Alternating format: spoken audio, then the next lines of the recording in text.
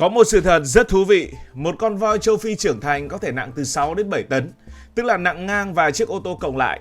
Có những con voi khổng lồ, lượng thịt đủ để nuôi cả một ngôi làng ăn trong vòng nhiều ngày nếu muốn ăn. Trong khi đó, một con lợn công nghiệp bình thường chỉ nặng khoảng hơn 1 tạ. Thế giới có khoảng hơn 1 tỷ con lợn được nuôi để lấy thịt một năm, hơn 30 tỷ con gà công nghiệp và khoảng 1,5 tỷ con bò hàng năm. Trong khi đó, tổng số voi châu Á và châu Phi cộng lại ngoài tự nhiên còn chưa tới nửa triệu con. Nghe thì hơi kỳ quặc, nếu chỉ nhìn theo kiểu con nào càng to thì càng nhiều thịt, đáng lẽ voi phải trở thành vua của ngành thực phẩm mới đúng. Nhưng lịch sử nhân loại suốt hàng nghìn năm lại đi theo hướng hoàn toàn khác. Con người chúng ta nuôi lợn, bò, gà, dê, cừu, còn voi thì được dùng để kéo gỗ, đánh trận, làm biểu tượng hoàng gia hoặc phục vụ du lịch, chứ không ai lập trại voi thịt. Phải chăng vì thịt voi nhạt, như câu trăm voi không được bát nước sáo, hay còn lý do nào khác? Bây giờ thì cứ giả sử thịt voi ngon như là thịt bò đi, nhưng tại sao người ta vẫn không nuôi voi? Nhiều người nghĩ chăn nuôi đơn giản là tìm con vật nhiều thịt nhất để nuôi. Nhưng thật ra ngành chăn nuôi hiện đại là một bài toán kinh tế rất lạnh lùng. Người ta không quan tâm con vật to cỡ nào mà quan tâm hiệu suất của nó. Câu hỏi lớn nhất được đặt ra là cho con này ăn một lượng thức ăn nhất định, cuối cùng nó biến thành được bao nhiêu cân thịt? Và ở khoản này, voi gần như thua toàn diện.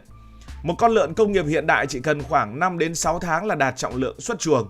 Gà công nghiệp còn khủng khiếp hơn, có loại hơn 1 tháng là đạt chuẩn thịt. Còn voi thì hoàn toàn khác. Một con voi cái mang thai gần 2 năm. Sau khi sinh, voi con phải bú mẹ nhiều năm nữa và lớn rất chậm. Để trưởng thành thì voi có thể mất đến hơn 10 năm. Nghĩa là nếu nuôi voi lấy thịt, bạn phải đợi lâu đến mức đứa trẻ sinh ra lúc bắt đầu nuôi voi có khi đã học đến cấp 2 thì con voi kia mới xuất chuồng được. Và cũng trong quãng thời gian đó, người nuôi lợn đã quay vòng hàng chục lứa. Người nuôi gà có thể bán ra hàng trăm đợt. Và trong kinh tế, quay vòng chậm là điều cực kỳ nguy hiểm. Tiền bỏ ra mà phải đợi cả chục năm mới thu về thì gần như không ai chịu nổi. Đó là lý do trong lịch sử loài người, những động vật sinh sản chậm gần như không bao giờ trở thành nguồn thức ăn chính. Và đó cũng là lý do ngay từ thời cổ đại, con người đã nhận ra voi không phù hợp để trở thành vật nuôi thực phẩm đại trà. Điều thứ hai khiến voi thất bại đó là lượng thức ăn khổng lồ mà nó tiêu thụ mỗi ngày.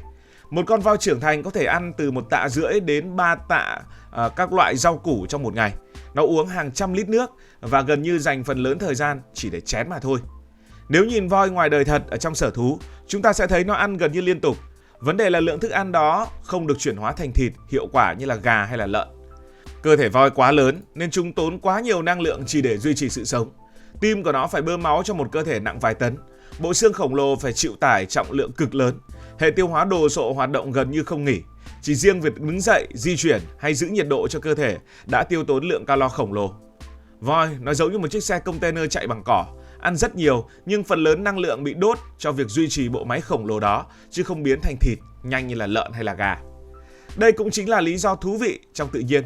Động vật quá lớn thường không hiệu quả về mặt năng lượng. Và những loài vật được con người nuôi phổ biến nhất thường nằm ở cái tầm kích thước vừa phải.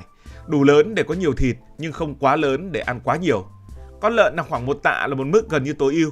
Lớn nhanh, ăn khỏe nhưng không tới mức khủng khiếp. Nó lại chuyển hóa thức ăn thành thịt rất hiệu quả. Trong khi đó, voi đã vượt qua ngưỡng kinh tế quá xa. Vấn đề tiếp theo liên quan đến tâm lý của con người vì con voi nó quá thông minh. Voi là một trong những loài thông minh nhất hành tinh. Não voi nặng từ 4 đến 5 cân, lớn hơn não người về khối lượng rất nhiều. Nó có trí nhớ rất mạnh, biết nhận diện bản thân trong gương, biết hợp tác, biết bảo vệ con non và đặc biệt là có cảm xúc xã hội rất phức tạp. Nhiều nghiên cứu cho thấy voi có hành vi giống như là đưa đám tang. Khi gặp xác đồng loại, chúng thường đứng lại rất lâu, chạm vòi vào xương và tỏ ra căng thẳng. Có những con voi còn nhớ người chăm sóc mình hàng chục năm. Chính vì quá thông minh nên con người dần có xu hướng nhìn voi như một người bạn đặc biệt, một sinh vật đặc biệt chứ không đơn thuần là một con nuôi để lấy thịt. Ở nhiều nước châu Á, voi còn gắn với tôn giáo và văn hóa. Tại Ấn Độ, hình tượng thần Ganesha đầu voi gần như xuất hiện khắp nơi. Người dân xem voi là biểu tượng của trí tuệ và may mắn. Tại Thái Lan, voi trắng từng là biểu tượng của hoàng gia. Một vị vua sở hữu nhiều voi trắng được xem là có thiên mệnh rất lớn. Ở Việt Nam, voi gắn với Tây Nguyên với truyền thuyết săn voi và những trận chiến lịch sử. Nói cách khác, trong tâm lý xã hội, voi nằm ở nhóm sinh vật đồng hành văn hóa. Nó giống kiểu ngựa hay chó ở nhiều nơi trên thế giới. Về mặt lý thuyết thì vẫn ăn được, nhưng người ta không muốn biến nó trở thành một cái thứ được ăn đại trà. Nhưng tất nhiên không có câu chuyện gì là tuyệt đối. Và thực ra không phải là con người chưa từng ăn thịt voi. Người tiền sử đã từng săn voi ma mút để lấy thịt. Một con voi ma mút đủ để nuôi cả bộ lạc trong nhiều tuần.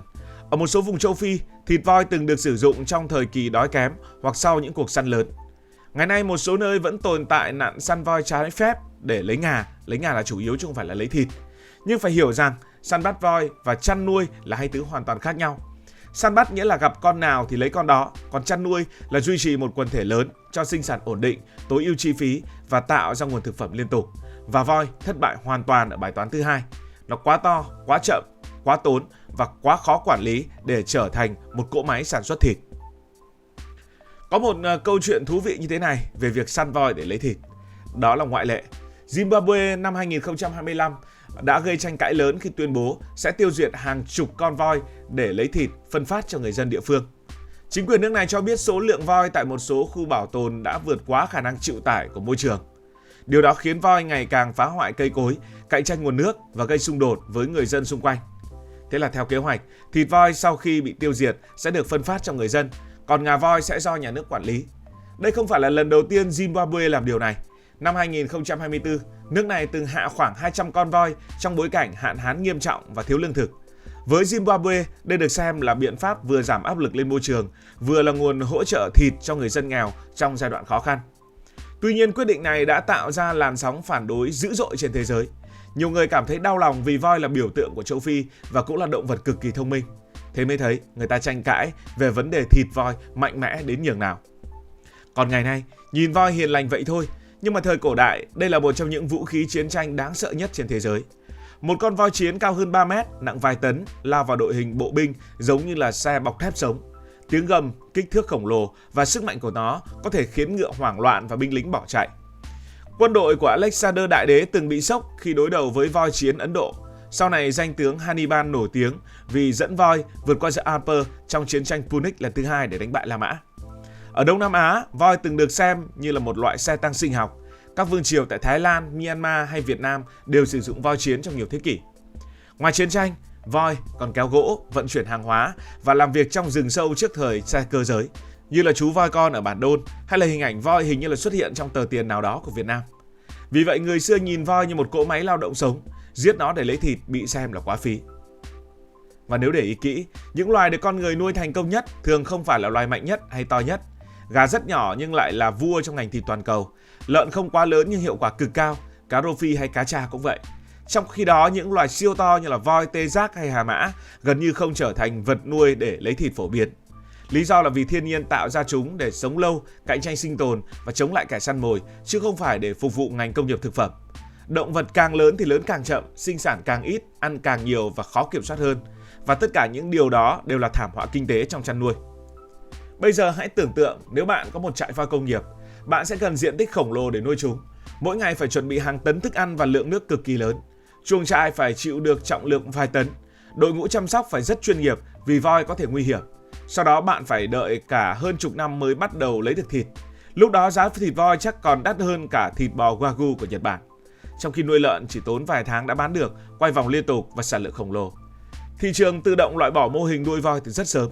Không cần luật cấm, kinh tế đã tự kết luận rằng đây là một ý tưởng cực kỳ tệ.